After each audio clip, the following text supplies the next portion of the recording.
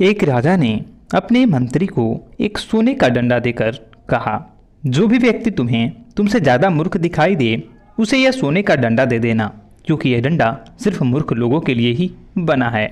मंत्री डंडा लेकर चल पड़ा। बहुत तलाश करने के बाद उसे एक ऐसा मूर्ख दिखाई पड़ा जो उससे भी ज़्यादा मूर्ख था, और उस मंत्री ने वह सोने का डंडा उसे देकर कहा, यदि तुम्हें कोई अपने से ज़्यादा मूर्ख व्यक्ति मिले तो यह डंडा उसे दे देना। वह व्यक्ति भी अपने से ज़्यादा मूर्ख व्यक्ति के तलाश में हर जगह घूमता रहा, पर उसे ऐसा व्यक्ति एक भी न मिला। इस प्रकार कई महीने, कई साल गुजर गए और भटकते हुए वह हर प्रकार की प्रयास करने लगा। वह व्यक्ति उसी राज दरबार में पहुंचा जिस राजा ने अपने मंत्री को सोने का डंडा दिया था।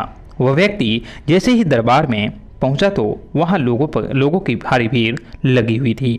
तभी वह व्यक्ति उस सोने के डंडे को अपने थैले में डालकर राजा से मिलने पहुंचा तो उसने देखा कि राजा तो बहुत ज़्यादा बीमार पड़ गए थे।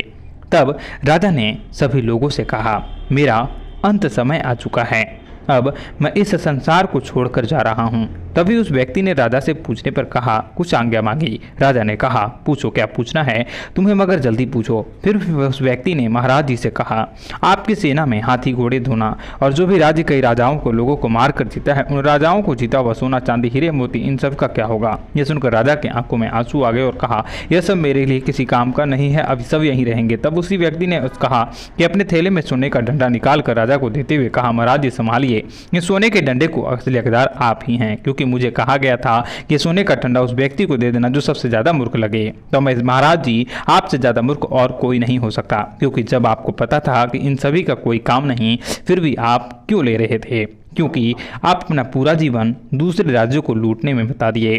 क्या मिला आपको यह सब हासिल करके?